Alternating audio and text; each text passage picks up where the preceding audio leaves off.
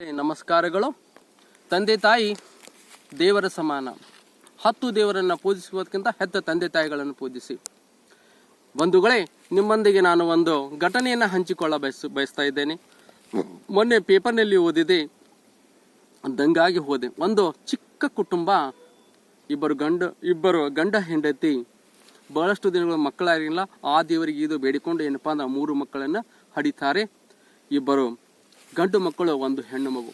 ಕೂಲಿನಾಲಿ ಮಾಡಿ ಬೇರೆಯವರಲ್ಲಿ ದುಡಿದು ಮಕ್ಕಳನ್ನು ಚೆನ್ನಾಗಿ ಬೆಳೆಸಿ ಶಾಣೆ ಮಾಡಿ ಇಬ್ಬರು ನೌಕರಿ ಮಾಡಲಿಕ್ಕೆ ಬೇರೆಗೆ ಊರಿಗೆ ಹೋಗ್ತಾನೆ. ಮಗಳನ್ನು ಬೇರೆ ಚಲೋ ಮನೆಗೆ ಕೊಡ್ತಾ ಇದ್ದಾರೆ. ಇಷ್ಟರಲ್ಲಿ ಏನಪ್ಪಾ ಅಂದ್ರೆ ತಂದೆ ತೀರಿಕೊಳ್ತಾನೆ. ಇಡೀ ಆ ಕುಟುಂಬದ ಜವಾಬ್ದಾರಿ ತಾಯಿಗೆ ಏನಪ್ಪಾ ಅಂದ್ರೆ ಬೀಳ್ತಾ ಇದೆ. ಸೊ ಇವಾಗ ತಾಯಿ ಏನಪ್ಪಾ ಅಂದ್ರೆ ಇರುವವರೆಗೆ ಏನಪ್ಪಾ ಆ ಊರಿನಲ್ಲಿಯೇ ಇರುತ್ತಾಳೆ. ಆ ಊರಿನಲ್ಲಿ ಇರ್ತಾ ವಯಸ್ಸಾದ ಮೇಲೆ ಸಹಜತಾನೆ, ವಯಸ್ಸಾದ ಮೇಲೆ ಶಕ್ತಿ ಎಲ್ಲ ಹೋಗ್ತಾ ಇದೆ. ಶಕ್ತಿ ಹೋದ ಮೇಲೆ ಕೆಲಸ ಮಾಡ್ಲಿಕ್ಕೆ ಹೇಗಾಗ್ತಾ ಇದೆ? ಸಾಧ್ಯನಾ? ನೀವು ಒಂದು ಸಲ ಏನಪ್ಪಾ ಅಂದ್ರೆ ಮುದುಕರಾಗ್ತೇವೆ, ವಯಸ್ಸಾದವ್ರು ಆಗ್ತೇವೆ. ಅದು ಎಲ್ಲರಿಗೂ ಕಟ್ಟಿಟ್ಟ ಬುತ್ತಿ. ಸೊ ಆವಾಗ ತಾಯಿಗೆ ಇನ್ನೇನು ಏನಪ್ಪಾ ನಂದು ಮುಪ್ಪಿನ ಕಾಲಕ್ಕೆ ಬಂತು, ಇನ್ನೂ ಏನಪ್ಪಾ ಅಂದ್ರೆ ಇಲ್ಲಿವರೆಗೆ ನಾನು ಕೆಲಸ ಮಾಡಿದೆ, ಇನ್ನು ವಯಸ್ಸಾದ ಮೇಲೆ ಮಕ್ಕಳ ಬಳಿ ಹೋಗ್ಬೇಕಂತ ಹೇಳಿ ಇಬ್ಬರು ಗಂಡು ಮಕ್ಕಳಲ್ಲಿ ಒಂದು ಗಂಟು ಮುಟ್ಟೆಯನ್ನು ಕಟ್ಟಿಕೊಂಡು ಗಂಡು ಮಕ್ಕಳ ಮನೆಗೆ ಹೋಗ್ತಾ ಇದೆ ತಾಯಿ. ಒಳ್ಳೆ ದೊಡ್ಡದಾದಂಥ ಆಸೆಯನ್ನು ಇಟ್ಕೊಂಡ ಹೋಗ್ತಾಳೆ. ನೋಡ್ತಾಳೆ, ಮೊಮ್ಮಕ್ಕಳು ಅಜ್ಜಿ ಬಂದ ಪ್ರೀತಿಯಿಂದ ಕಾಣ್ತಾರೆ. ಮಗನೂ ಸರಿಯಾಗಿ ಆ ತಾಯಿಯನ್ನು ಮಾತಾಡಿಸೋದಿಲ್ಲ. ಸೊಸೆಯೂ ಸಹಿತ ಅತ್ತಿಯನ್ನ ಪ್ರೀತಿಯಿಂದ ಮಾತನಾಡಿಸೋದಿಲ್ಲ. ಅಜ್ಜಿ 2-3 ದಿವಸ ಹಾಗೆ ಮಕ್ಕಳ ಏನಪ್ಪಾ ಪ್ರೀತಿಯಲ್ಲಿ ಕಾಲ ಕಳೀತಾ ಇದೆ. 3 ದಿವಸ ಆದ್ರೂ ಸಹಿತ ಊಟ ಮಾಡಿದ್ಯಾ ನೀನು, ನೀರು ಕುಡಿದ್ಯಾ ನೀನು, ಮಲ್ಕೊಂಡಿರೋ ಒಬ್ಬರೂ ಕೇಳೋದಿಲ್ಲ. ಅಯ್ಯೋ ದೇವರೇ ಪರಮಾತ್ಮ, ಯಾಕಪ್ಪ ಇವರು ನನಗೆ ಏಕೆ ಹೀಗೇಕೆ ಮಾಡುತ್ತಿದ್ದಾರೆ? ಇವರನ್ನು ನಾನು ಏನಪ್ಪ ಪ್ರೀತಿಯಿಂದ ಬೆಳೆಸಲಿಲ್ಲವೇ? ಇವ್ರನ್ನ ದೊಡ್ಡವರಾಗಿ ಮಾಡಿನಿಲ್ಲ ಅಜ್ಜಿ. ಒಳ್ಳೆ ರಾತ್ರಿ ಏನಪ್ಪ ಮಲಗಿಕೊಳ್ಳುತ್ತೆ, 2 ಕಣ್ಣಲ್ಲಿ ನೀರು ಹೋಗ್ತಾ ಇದೆ ತಾಯಿ.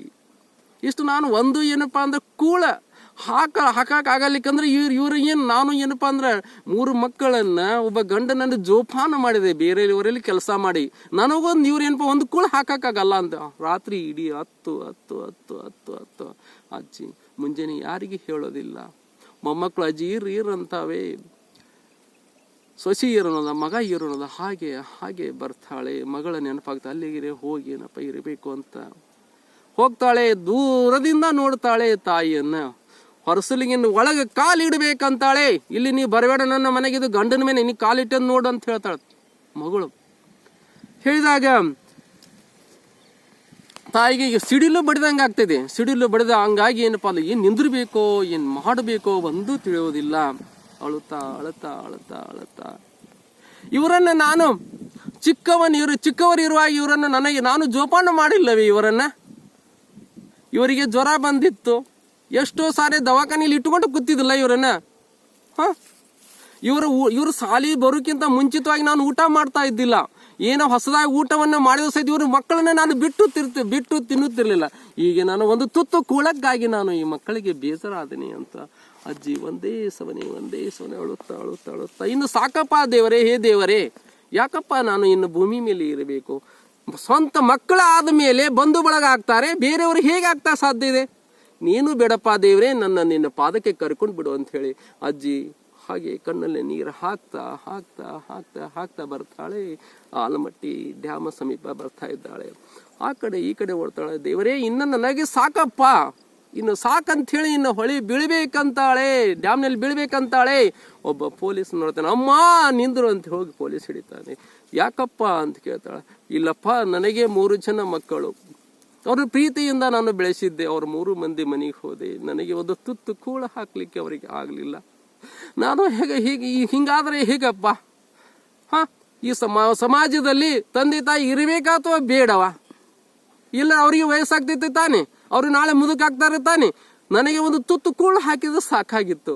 ನನಗೆ ಒಟ್ಟು ಒಳಗೆ ಕರಲಿಲ್ಲ, ನನ್ನನ್ನು ಪ್ರೀತಿಯಿಂದ ಕಾಣಲಿಲ್ಲ ಅಂಥೇಳಿ ಅಜ್ಜಿ ಕಣ್ಣಲ್ಲಿ ನೀರು ಬರ್ತಾ ಅದಕ್ಕಾಗಿ ನಾನು ಇವತ್ತು ಡ್ಯಾಮ್ನಲ್ಲಿ ಬಿದ್ದು ನಾನು ಹೋಗ್ಬೇಕಂತ ಮಾಡಿದ್ದೇನೆ ಅಂತ ಅಜ್ಜಿ ಒಂದು ಸವನೆ ಗೋಗರ್ತೆ ಪೊಲೀಸನ ಕಣ್ಣಲ್ಲಿ ಸಹಿತ ನೀರು ಬರ್ತಾ ಇವೆ. ಬಂಧುಗಳೇ, ನೀವು 10 ಅಂತಸ್ತು ಗಳಿಸಿ 100 ಕೋಟಿ ಗಳಿಸ್ರಿ, ಆಮೇಲೆ 100 ಎಕರೆ ನಿಮಗಿರ್ಲಿ, ಆದ್ರೆ ಹೆತ್ತ ತಂದೆ ತಾಯಿ ನೋಡ್ಲಿಕ್ಕಂದ್ರೆ ಯಾವ್ದ್ರ ಜನ್ಮ ನಿಮ್ಮದ?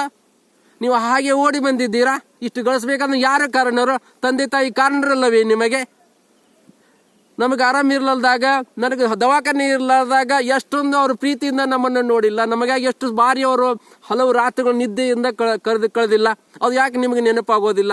ಹೆಂಡತಿ ಬಂದ ಮೇಲೆ, ನೀವು ದೊಡ್ಡವರಾದ ಮೇಲೆ, ಕೈಲಿ ರೊಕ್ಕ ಬಂದ ಮೇಲೆ ತಂದೆ ತಾಯಿ ಯಾರು ಬೇಡ ನಮಗೆ? ಹೇಗೆ ಸಮಾಜ ಹೇಗೆ ಒಪ್ಪುತ್ತದೆ ಇದನ್ನು? ತಿಳ್ಕೊಳ್ಳಿ ಸ್ವಲ್ಪ. ಯಾರು ತಂದೆ ತಾಯಿ ನೋಡಲ್ಲ ಆ ಶಾಪ ನಿಮ್ಮನ್ನು ಬಿಡೋದಿಲ್ಲ, ನಿಮ್ಮನ್ನು ಕಂಟಕವಾಗಿ ಕಾಡ್ತಾ ಇದೆ. ನೆನಪಿಟ್ಟುಕೊಳ್ಳಿ ನೀವು. ಯಾರು ತಂದೆ ತಾಯಿನ ಪೂಜಿತಿಯಿಂದ ನೋಡ್ತಾರೋ, ಪ್ರೀತಿಯಿಂದ ನೋಡ್ಕೋತಾರೋ, ಅವರ ಜೀವನ ಯಾವಾಗಲೂ ಸುಖವಾಗಿರುತ್ತದೆ. ಇಲ್ಲದಿದ್ದರೆ ನಿಮ್ಮ ಜೀವನ ನರಕ ಆಗ್ತದೆ ಅಂತ ಹೇಳ್ತೇನೆ. ಬಂಧುಗಳೇ, ನಿಮಗಾಗಿ ನಾನು ಒಂದು ವಿನಂತಿಯನ್ನು ಮಾಡಿಕೊಳ್ತೇನೆ. ನಾನು ವಯಸ್ಸಾದ ತಂದೆ ತಾಯಿಗಳನ್ನು ಪ್ರೀತಿಯಿಂದ ನೋಡಿಕೊಳ್ಳಿ. ಅವರಿಗೆ ಹೊತ್ತು ಏನು ನೀವು ಮುಷ್ಟಾನ ಭೋಜನ ಹಾಕೋದು ಬೇಡ, ಅವ್ರಿಗೇನು ಬೇಡ. ಪ್ರೀತಿಯಿಂದ ಏನಪ್ಪ ಅಂದ್ರೆ ಮಾತನಾಡಿಸಿ, ಪ್ರೀತಿಯಿಂದ ಬರೀ ಕೇಳ್ರಿ, ಅವ್ರಿಗೆ ಅಷ್ಟೇ ಸಾಕು. ವಯಸ್ಸಾದ ಮೇಲೆ ಮೊಮ್ಮಕ್ಕಳನ್ನು ನೋಡಬೇಕು, ಮೊಮ್ಮಕ್ಕಳನ್ನ ಆಡಿಸಬೇಕು, ಚೆಂದಾಗಿರ್ಬೇಕು ಅಂತ ಅವಕ್ಕೆ ಆಸೆ ಇರ್ತೈತೆ. ನೀವು ನಾಳೆ ಇಷ್ಟೆಲ್ಲ ಮಾಡ್ತೀರಾ? ನಿಮಗೆ ವಯಸ್ಸಾಗೋದಿಲ್ಲ? ನೀವು ಹೀಗೆ ಹೋಗ್ತೀರಾ? ಮುದುಕರಾಗ್ತಿರಲ್ಲ ನೀವು. ಇದೊಂದು ಕಟ್ಟಿಟ್ಟ ಬುತ್ತಿ, ನೀವು ಪನಿಷ್ಮೆಂಟ್ ಗ್ಯಾರಂಟಿ ಆಗ್ತೈತಿ. ತಾಯಿ ಹೇಳಿ ಕಣ್ಣೀರನ್ನ ಹಾಕ್ತಾ ಪೊಲೀಸನ್ನು ಎದೆ ಹೊಡಿತಾ ಇದೆ. ಮತ್ತೆ ಅಲ್ಲಿ ಬಾಲ್ಕೋಟೆಯ ಒಂದು ಏನಪ್ಪ ಅಂದ್ರೆ ವೃದ್ಧಾಶ್ರಮಕ್ಕೆ ಫೋನ್ ಮಾಡಿ ಆ ಅಜ್ಜಿಯನ್ನು ವೃದ್ಧಾಶ್ರಮಕ್ಕೆ ಹಾಕ್ತಿರ್ತಾರೆ. ನೋಡಿ, 3 ಮಕ್ಕಳು ಇದ್ದು ಏನಪ್ಪ ಆ ತಾಯಿನ ನೋಡ್ಲಿಕ್ಕೆ ಆಗಲಿಲ್ಲ. ಆಕೆಗೆ ಏನು ಬೇಕಾಗಿದೆ? ಆಕೆ ಮುಷ್ಟಾನ ಭೋಜನ ಬೇಕಾಗಿಲ್ಲ, ಪ್ರೀತಿಯಿಂದ ಮಕ್ಕಳನ್ನು ನೋಡಿಕೊಳ್ಳಬೇಕಾಗಿತ್ತು. ಇಂಥ ಮಕ್ಕಳು ಏನಪ್ಪ ಅಂದ್ರೆ ನಮ್ಮ ಸಮಾಜಕ್ಕೆ ಬೇಡ. ನಾವು ತಂದೆ ತಾಯಿಗಳು ನಿಮ್ಮಲ್ಲಿ ದಯವಿಟ್ಟು ಕೇಳ್ತೇನೆ, ಅಜ್ಜಿಯನ್ನ ನಿಮ್ಮ ಮನೆಗೆ ಕರೆದುಕೊಂಡು ಬನ್ನಿ, ಪ್ರೀತಿಯಿಂದ ಕಾಣ್ರಿ. ಊರಿನಲ್ಲಿ ಜಾತ್ರೆ ಇದ್ದಾಗ, ಆಮೇಲೆ ಸೂಟಿ ಇದ್ದಾಗ ಅಜ್ಜಿ ಮನೆಗೆ ಹೋರಿ, ಅವ್ರ ಪ್ರೀತಿಯಿಂದ ಕಾಣಿಸ್ರಿ. ಇವರೆಲ್ಲ ನಮ್ಮ ಸಂಬಂಧಿಕರು ಅಂತ ತಿಳಿಸ್ರಿ ಅವರಿಗೆ. ನೀವು ಅವ್ರ ಅಜ್ಜಿ ಏನಾದ್ರು ಮೋಸ ಮಾಡಿದ್ದಾದ್ರೆ ನಮ್ಮ ಮಕ್ಕಳು ನಾಳೆ 10 ಪಟ್ಟು ನಮಗೆ ಮೋಸವನ್ನು ಮಾಡ್ತಾರೆ ಅಂತ ನಾನು ಈ ಸಂದರ್ಭದಲ್ಲಿ ಹೇಳ್ತಾ, ದಯವಿಟ್ಟು ಬಂಧುಗಳೇ, ತಂದೆ ತಾಯಿ ದೇವರು, ತಂದೆ ತಾಯಿನ ಜೋಪಾನ ಮಾಡೋಣ ಅಂತ ನಾನು ಸಂದರ್ಭದಲ್ಲಿ ಕೇಳ್ಕೊತಾ ಇದ್ದೇನೆ.